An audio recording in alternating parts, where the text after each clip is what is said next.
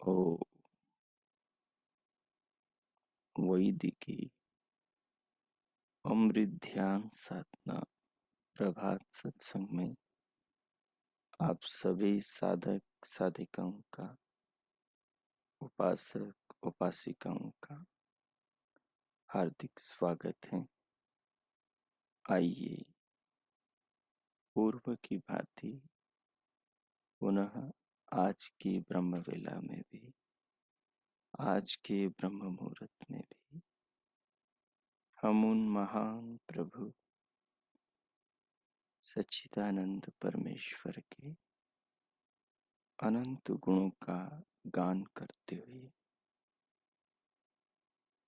उन महान प्रभु को, उनकी सर्वव्यापकता को, उनकी सर्वज्ञता को, उनकी अनंत कृपाओं को अपने जीवन और जगत में देखते हुए, अपने शरीर और संसार में साक्षात अपने आत्मा और इंद्रियों से जानते हुए उन महान प्रभु की इन पावन उपकारों की स्मृतियों से अपने अंतःकरण को, अपने हृदय को पवित्र करें।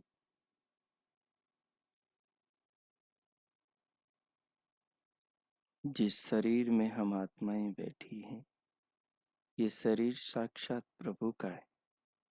इसे माता के गर्भ में वे ही भगवान बनाते हैं और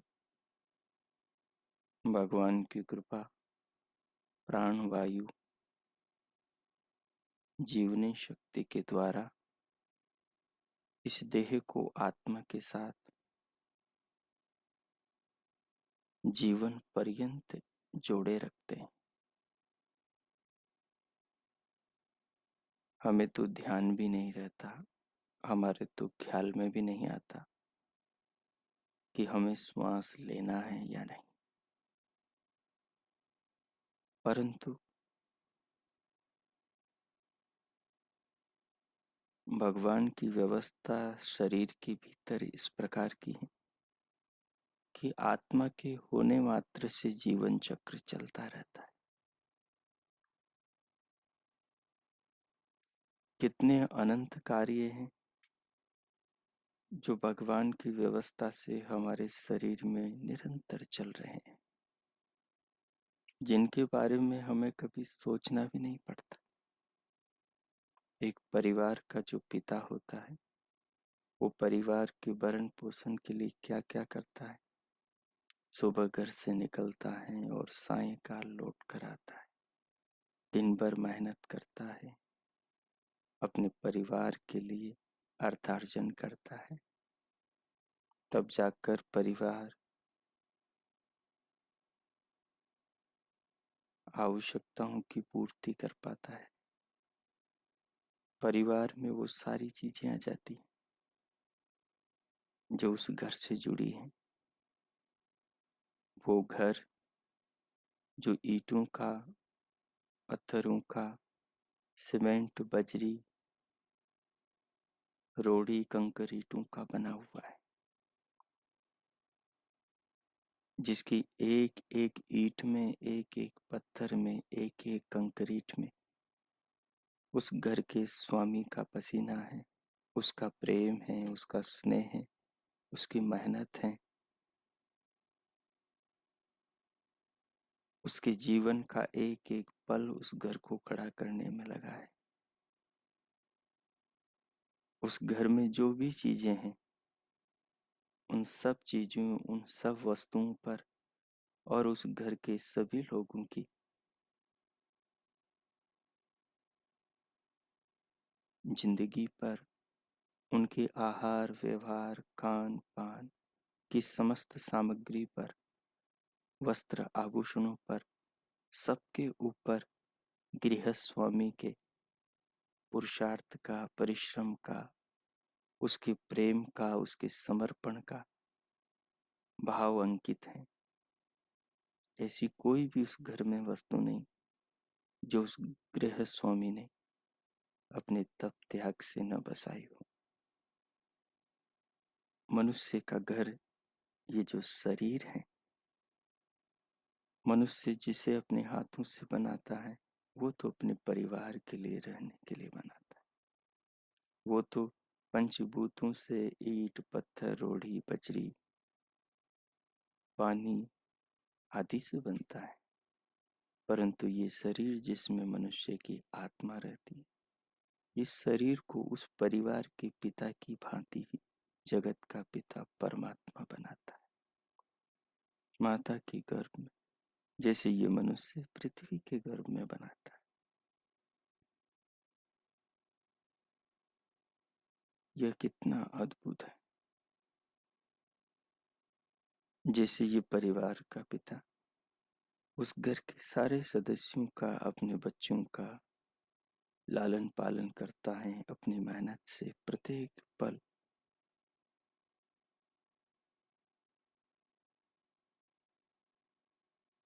अपने घर के पशुओं का लालन पालन करता है, उन्हें जीवन देता है, दे रहा होता है, उन्हीं के बारे में दिन भर सोच रहा होता है। पूरा जीवन गृह स्वामी का अपने घर के लिए होता है। हम सबके जो शरीर हैं, हम सबका जो एक घर है और सबके जो अलग अलग घर हैं, उन सब घरों का निर्माता, विधाता, परमपिता परमात्मा हर पल हम सबके जीवन निर्वाह, हम सबके जीवन के लिए सारे प्रबंध किए हुए हैं। और निरंतर हम सबके लिए नाना व्यवस्थाएं, नाना नियमों से हर पल हर क्षण भगवान कर रहे हैं। वही तो कृपाएं हैं प्रभु की, जो हर समय हमें जीवन दे रही हैं। जैसे वो परिवार का पिता अपने परिवार के लिए प्रत्येक क्षण जीता है, वैसे ये जगत का पिता परमात्मा हम सब बच्चों के लिए, पूरे विश्ववासियों के लिए, समस्त प्राणियों के लिए हर पल उनके जीवन निर्वाह, उनके जीवंत बने रहने की सामग्री का निर्माण कर रहा है, पृथ्वी से धारण कर रहा है, सूर्य से पृथ्वी को संभाल रहा है और सूर्य को अपनी शक्ति में, अपने नियमों में, अपनी व्यवस्था में बांध रखा है। जल बना रहा है, वायु बना रहा है, अग्नि बना रहा है। पृथ्वी के भीतर अनंत वस्तुएं, अनंत पदार्थ, खनिज बना रहा है। पृथ्वी के ऊपर वनस्पतियां, औषधियां बना रहा है। अद्भुत चित्र विचित्र पेड़ पौधे, फल, साकें, सब्जियां, कंदमूल बना रहा है। वृक्षों में ऑक्सीजन वायुमंडल में निर्माण कर रहा है और उसके द्वारा हम सब प्राणियों के जीवन को धारण कर रहा है। और भीतर जब ये प्राण चला जाता है तो प्राण को अपान में, अपान से फिर उदान, समान और व्यान में विभाजित कर रहा है। फिर नाग, कूर्म, कृकल, देवदत्त, धनंजय में बदल रहा है। अन्नमय, प्राणमय, मनोमय, विज्ञानमय और आनंदमय कोष को संभाल रहा है। स्थूल शरीर, सूक्ष्म शरीर, कारण शरीर का स्वामी है। खाए पिए अन्न से रस बना रहा है, रस से रक्त बना रहा है, रक्त से मांस, मज्जा, अस्थि, मेद, शुक्र, शोणित बना रहा है और उनके योग से स्त्री के गर्भ में आत्मा को नया शरीर बनाकर दे रहा है।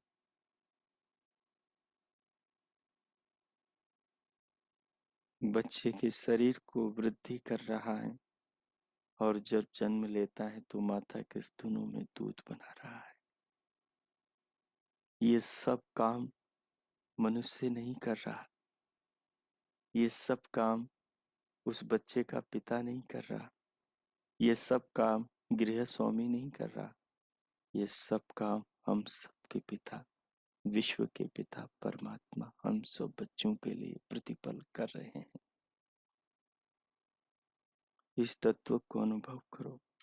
ये कितना अद्भुत है, ये कितना आकर्षित करने वाला है, ये कितना हृदय को, आत्मा को प्रभु की तरफ, प्रभु की ओर मोड़ने वाला है। इस भाव में डूब जाओ, इसे हृदय, आत्मा और अंतकरण से ग्रहण करो। रोम रोम में प्रभु को अनुभव करो। स्थिर होकर बैठो, कमर, पीठ और गर्दन को सीधा रखो और सहज करो। सिर से पांव तक की पूरी देह को प्रभु प्रेम के रूप में अनुभव करो। ये ऐसा घर है जिसमें हम आत्माएं अपने पूरे जीवन पर्यंत रहती हैं और इस घर के सारी देखभाल को, इस शरीर की सारी मेंटेन प्रभु करते। हर पल इस शरीर को जीवन देने वाला जो प्राण है, उसका प्रबंध भी प्रभु कर रहे हैं। इसे अनुभव करें।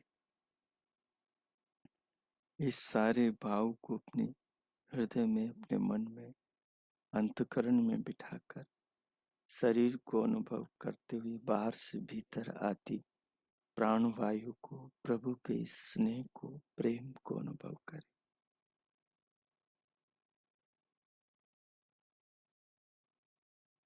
जगत में देखे विवेक चक्षुओं से कि प्रभु हमसे कितना प्रेम करते हैं। वो अदृश्य हैं, वो अगोचर हैं, उन्हें आत्मा की आंख से, उन्हें ज्ञान के चक्षु से देखा जा सकता है। हमने कहाँ अपने आत्मा को देखा, कहाँ हमने अपने स्वजनों के, संबंधियों की आत्मा को देखा। देखते हम सब शरीरों को हैं, सब हमारी मदद शरीरों से करते हैं, सबके साथ रिश्ते नाते संबंध सब शरीरों के हैं। आत्माओं के साथ किसका कोई नाता नहीं। परमात्मा का शरीर तो ये सारा संसार, ये अपना शरीर भी तो प्रभु का ही है, ये उसी ने ही तो बनाया है। प्रभु के शरीर के साथ में भी तो हमारा नित्य संबंध है। हमारे बच्चों के, पति पत्नी के, माता पिता, भाई बहन, सबके शरीर प्रभु के ही तो है। हर मन प्रभु का मन है, क्योंकि हर मन को प्रभु ने बनाया है। हर हृदय को, हर अंतकरण को, शरीर की हर कोशिका को, जगत की हर वस्तु को प्रभु ने बनाया है। तो वही तो सबके स्वामी हुई ना, उन्हें अनुभव करें। श्वास श्वास में अनुभव करें। अब मैं 5 मिनट मौन हो जाता हूँ। आप भगवान किस भाव में डूब जाएं और विचारों से कम और अनुभव से ज्यादा अनुभव करें। श्वास को लंबा, गहरा, लयबद्ध करते हुए धीरे धीरे बाहर से भीतर लें और इसे अनुभव करें।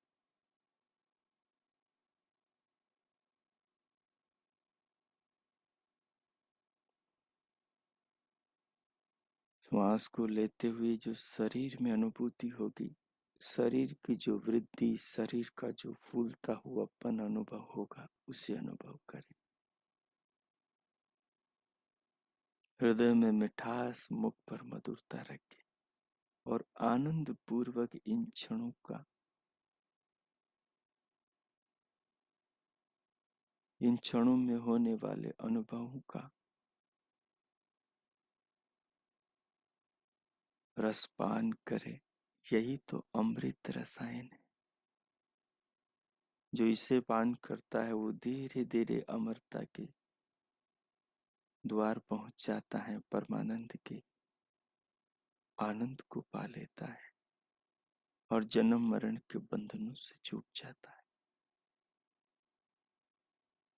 श्वास को भरे धीरे धीरे, जब श्वास भर जाए उसे रोके, पूरे शरीर को अनुभव करें, दोनों कानों के आकाश में दिव्यनाद को अनुभव करें, भ्रुकुटी के पृष्ठ पटल पर दिव्य प्रकाश को देखें और मानसिक रूप से प्रभु के निज नाम ओंकार का ओम का मानस जप करें।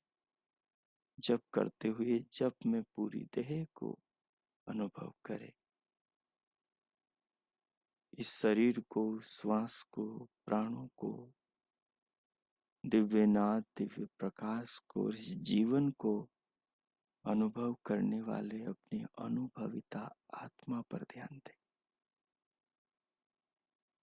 ये जो सब और प्रभु की कृपाएं इस शरीर में हो रही, जीवन में हो रही, इन सारी कृपाओं को आत्मा से अनुभव करें और परमात्मा के नाम का मानस जप करें और उस जप में अपने आत्मा को लीन कर दें और इन पावन क्षणों के, इन मधुर भक्ति के पावन पवित्र संस्कारों से अपने चित्त को, अंतःकरण को संस्कारित करें। मैं 5 मिनट मौन होता हूं, आप ये प्रयोग करें। ओम कीजिए।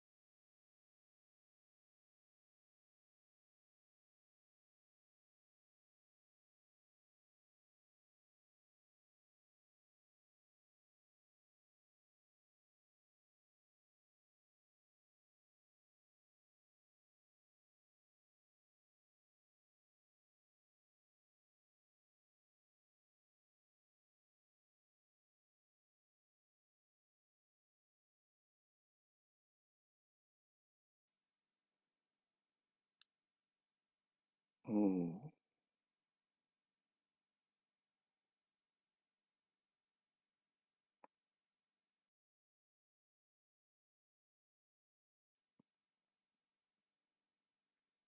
ओ इस प्रकार उन महान प्रभु सच्चिदानंद परमेश्वर के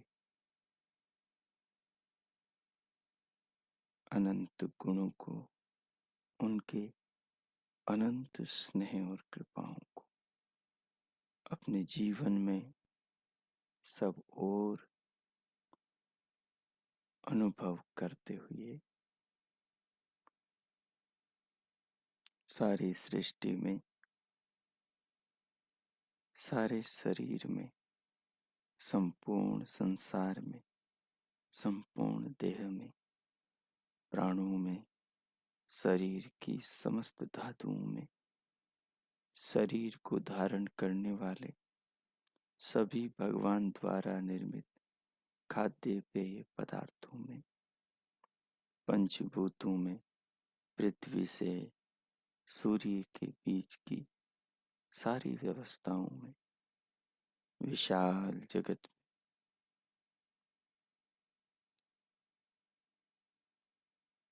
अनंत जल राशि से परिपूर्ण इन लहराते सागरों में, कल कल छल छल करती बहती इन सरिताओं में, आकाश को चूमते इन लंबे लंबे वृक्षों में, खिलते फूलों में, रंभाती गौओं में, उनके बछड़ों में, ऋतुओं में, चांद तारों में, सूर्य की प्रभा, उषा, भोर और सांझ में,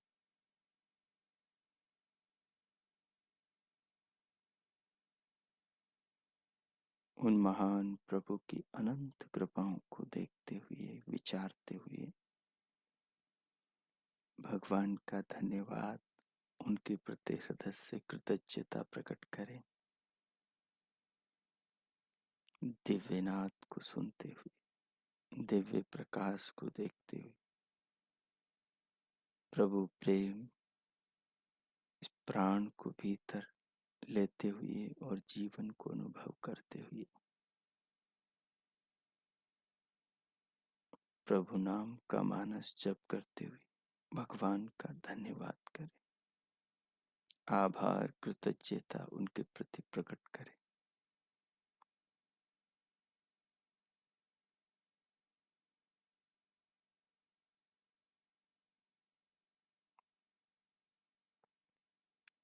इस प्रकार इन भावों को अर्पण करते हुए अब भीतर से इन मधुर भावों के साथ इस ज्ञान ज्योति के प्रकाश में स्वयं को रखते हुए अब भीतर से बाहर आएंगे और स्क्रीन पर देखेंगे।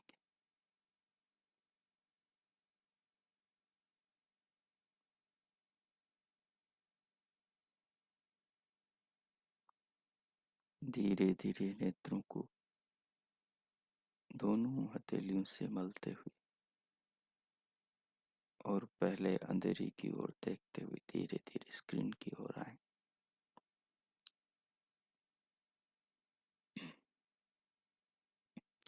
आज से हमारा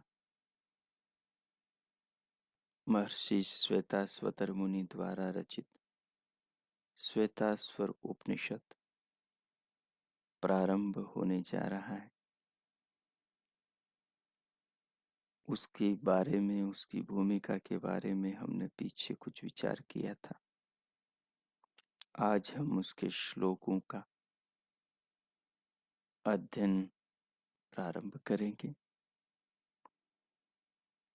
श्वेताश्वर उपनिषद आत्मा, परमात्मा और प्रकृति के अनंत रहस्यों को खोलने वाला है और जो इस पृथ्वी से ऊपर सूर्य के बीच की जो सारी दुनिया है पूरा ब्रह्मांड है, पूरा सौर परिवार है, और भी अनंत सौर परिवारों को धारण करने वाली गैलेक्सियां, आकाश गंगाएं हैं। जितना भी ये लोकांतर है, ये सब जिस विधाता के आश्रित रहता है, उस महान भगवान के स्वरूप को श्वेताश्वतर मुनि किस कुशलता के साथ, किस सरलता के साथ अध्येताओं को हृदयंगम कराते हैं। इसके अमृत पान का, इसके ज्ञान रस का अब हम पान करेंगे। सो आइए, प्रथम अध्याय, विषय प्रवेश। सबसे पहला वाक्य है, ये श्लोक के अंतर्गत है, लेकिन इन्होंने ऊपर इसका वर्णन कर दिया ताकि अध्येताओं को सहजता से विषय समझ में आए। कहते हैं, ब्रह्मवादिनो वदंती। ब्रह्मवादी बोलने लगे, ब्रह्मवादी कहने लगे। क्या कहने लगे ब्रह्मवादी? यहां से ये विषय प्रारंभ होता है। कहते हैं, एक बार एक सभा में ईश्वर के कुछ उपासक एकत्रित होकर, इकट्ठे होकर आपस में ईश्वर विषयक विचार विमर्श करने लगे। सभा उसे कहते हैं जो सभ्य लोगों का समूह हो, जहां सभ्य लोग इकट्ठे होकर बैठे हो, और जो ब्रह्मवादी हो, उनमें सभ्यता की कोई कमी नहीं होती। आज देखा आपने सभाओं में किस प्रकार से पशुओं की तरह लोग व्यवहार करते हैं।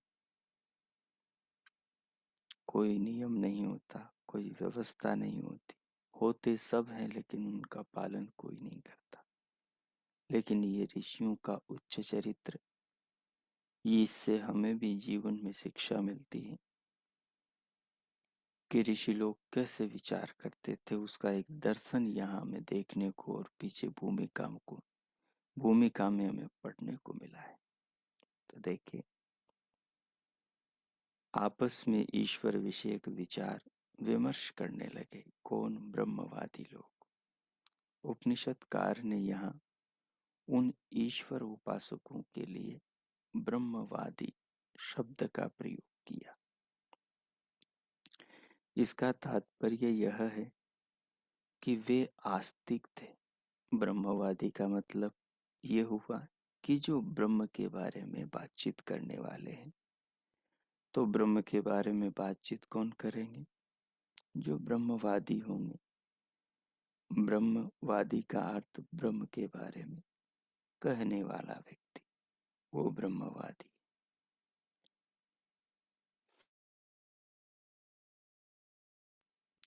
तो ये लोग कई सारे थे, क्योंकि अकेला तो किससे कहेगा, एक से ज्यादा होंगे तभी तो एक दूसरे से कहेगा।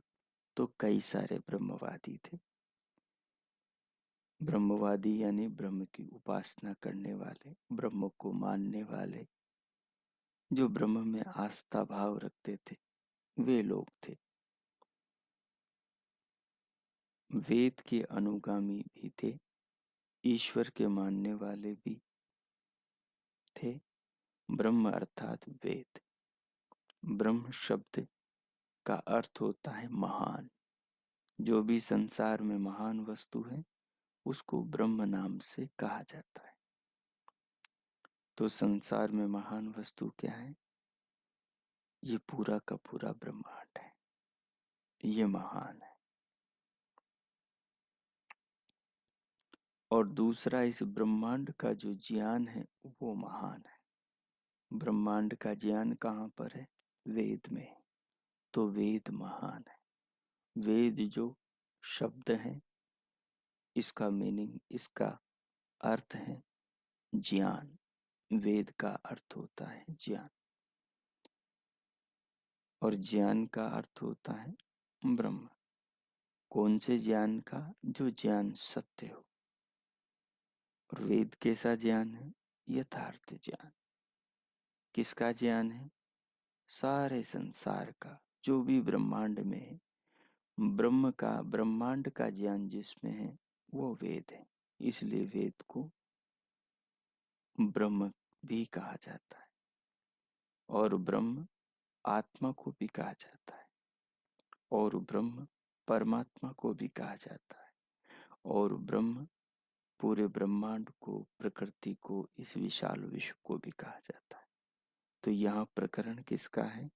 यहाँ प्रकरण ब्रह्मवादी किसके बारे में बात कर रहे हैं?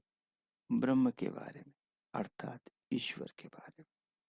सो देखिए, वेद और ईश्वर का साधारण ज्ञान तो उन लोगों को था, तभी तो वो बातचीत कर रहे थे। यदि उन्हें साधारण ज्ञान भी नहीं होता तो वो बातचीत कैसे करते ब्रह्म के बारे में? वो बातचीत करने वाले जो लोग थे ब्रह्मवादी, वो वेद के ज्ञाता थे, वेद को जानने वाले थे, उसके स्वाध्याय करने वाले थे, उसको पढ़ने वाले थे, इस जगत का विचार करने वाले थे, वो ध्यान करने वाले थे। तो वो लोग इकट्ठे होकर बैठे, और बैठ कर के उन्होंने एक चर्चा शुरू करी कि पता लगाओ इस जगत को बनाने वाला कौन है। तो उसी की आगे चर्चा है।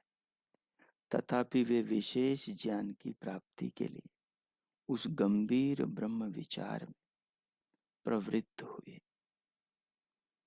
प्रयासरत हुए, बातचीत, विचार, चिंतन आरंभ किया। उनके विचार का विषय यह नहीं था कि इस सृष्टि प्रपंच का कारण क्या है, अपितु उनका मुख्य विषय यह था कि कारण ब्रह्म क्या है।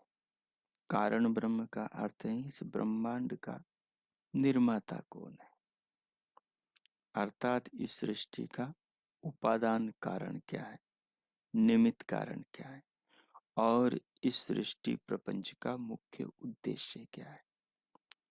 उपादान कारण उसे कहते हैं जिससे जो वस्तु उत्पन्न हो। जैसे घड़े का उपादान कारण मिट्टी है, जैसे कपड़े का उपादान कारण तंतु, धागे, और धागों का उपादान कारण कपास है। इस प्रकार से इसको उपादान कारण बोलते हैं। निमित्त कारण, जैसे मटके का बनाने वाला कुम्हार है तो कुम्हार को निमित्त कारण बोलेंगे। मकान का बनाने वाला कारीगर है तो कारीगर को निमित्त कारण बोलेंगे। भोजन का बनाने वाला रसोइया है तो रसोइया को निमित्त कारण बोलेंगे। किसी यंत्र का आविष्कार करने वाला वो वैज्ञानिक है तो उसको वह निमित्त कारण बोलेंगे। निर्माता निमित्त कारण है, और जिससे वस्तु बनती है वो उपादान कारण है। मटका किसी के लिए बनाया है, किसी उद्देश्य से, उपयोग के लिए बनाया गया है। मकान किसी उद्देश्य से बनाया गया है, भोजन किसी उद्देश्य से बनाया गया है। तो वो उद्देश्य क्या है इस जगत को बनाने का, सृष्टि को बनाने का, और ये सृष्टि किस तत्वों से बनी है, और इसका बनाने वाला कौन है।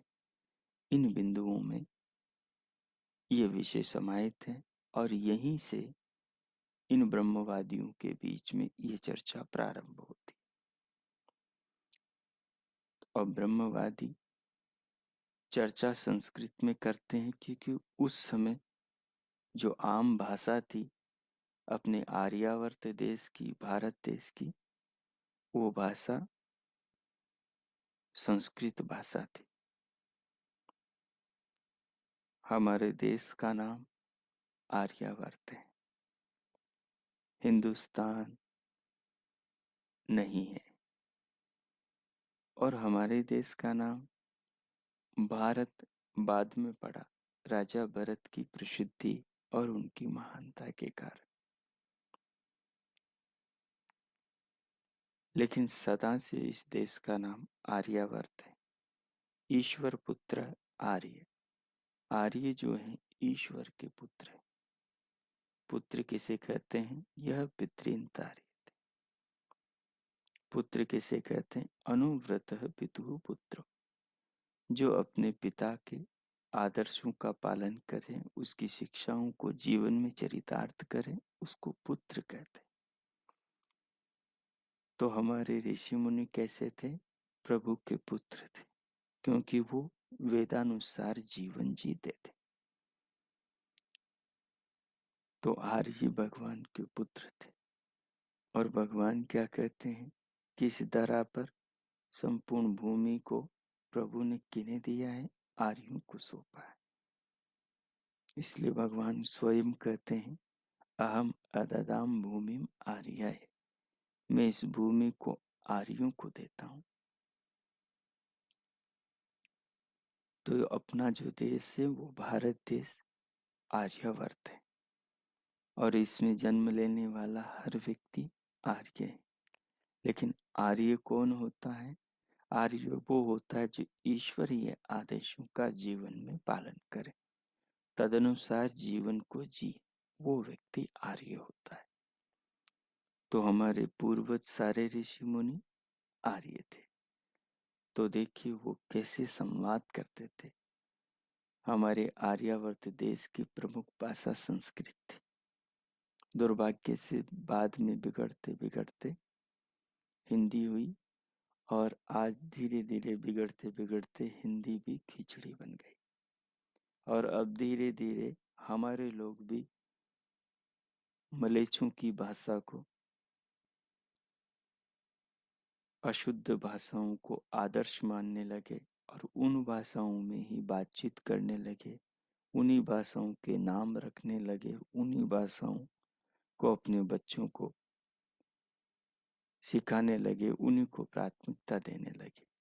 प्रभु की जो भाषा है, प्रभु ने जो शुरू से ज्ञान दिया, देखो माँ, माता शब्द वेद में मिलेगा आपको। माता शब्द न अंग्रेजी में मिलेगा, न उर्दू पारसी में मिलेगा, कहीं नहीं मिलेगा। माता शब्द है वो वेद से आया है, क्योंकि सबसे पुराना जो शास्त्र है वो भगवान का ज्ञान वेद है।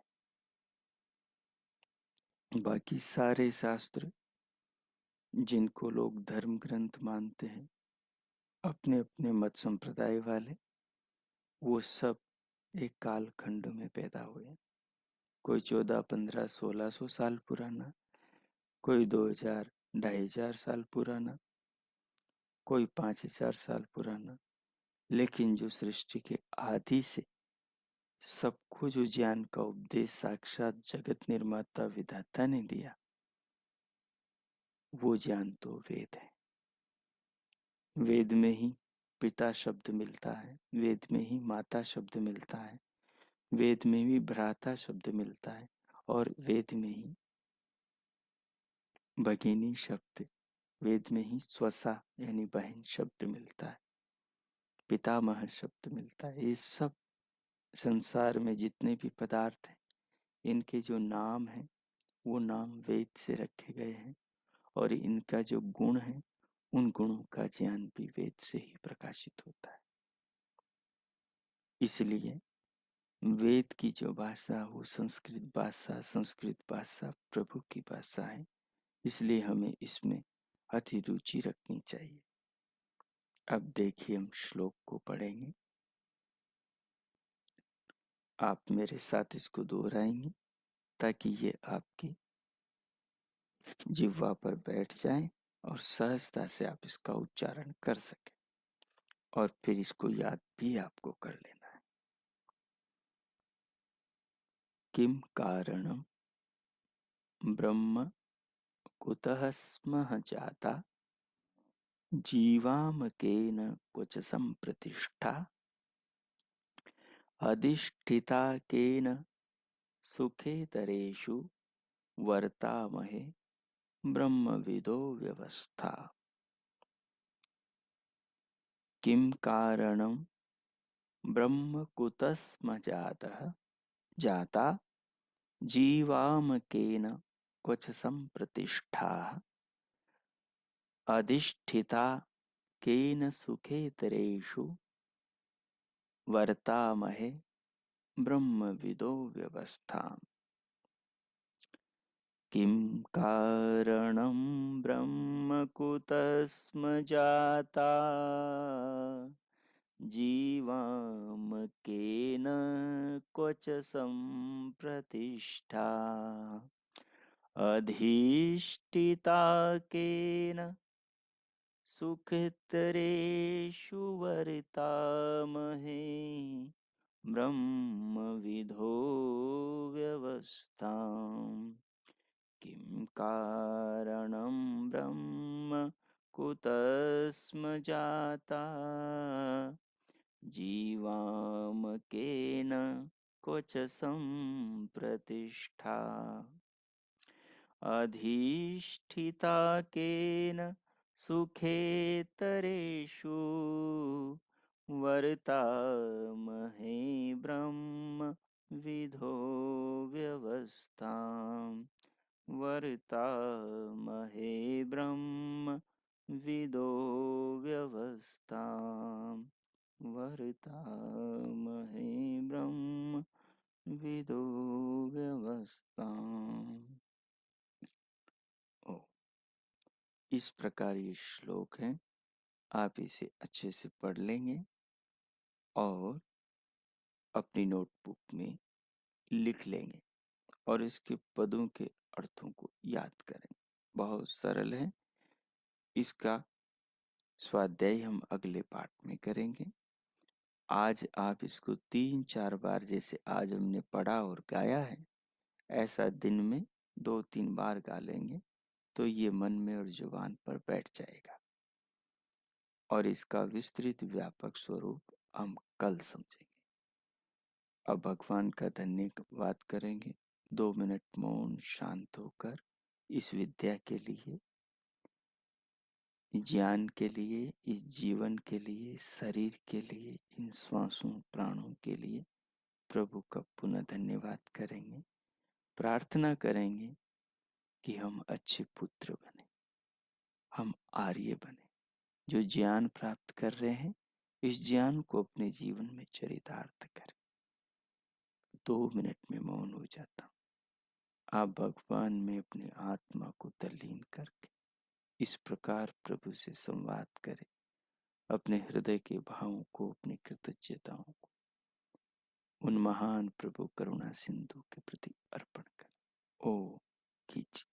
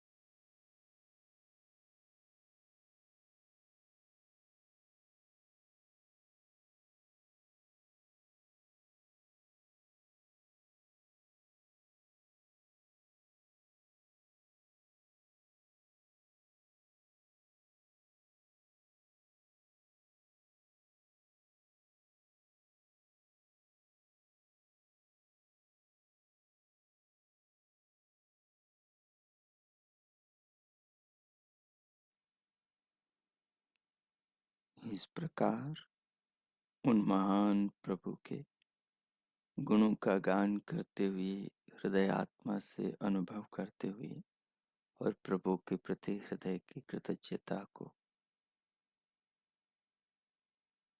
अपने भावों को प्रभु के प्रति अर्पण करते हुए अब हम इस भाव के साथ शांति पाठ करेंगे कि प्रभु जीवन के आधार हैं, जगत के वही धारण पोषण करता है, वही प्राणों के प्राण और समस्त प्राणियों के प्राण पिता, जीवन दाता, विधाता है।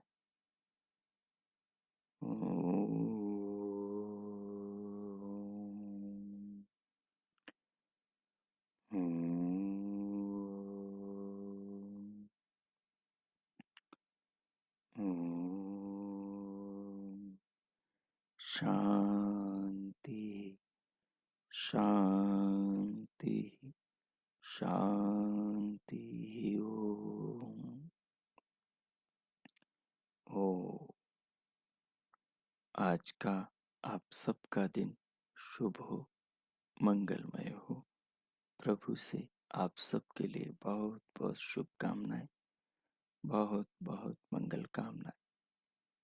भगवान की कृपा से, भगवान के दिए जीवन शरीर से, बुद्धि से, मनादि साधनों से, ज्ञानेंद्रियों से हम भगवान के दिए ज्ञान के अनुसार जीवन को जिए, स्वयं को, अपने परिवार, समाज, देश, राष्ट्र, विश्व को श्रेष्ठ बनाए, स्वयं उत्तम बने और अपने जीवन से सबको उत्तम प्रेरणा दें। इस प्रकार हम अपने जीवन का आर्य निर्माण, श्रेष्ठ निर्माण करें। भगवान से सबके लिए बहुत बहुत मंगल कामनाएं, बहुत बहुत शुभकामनाएं। इति ओम शांति।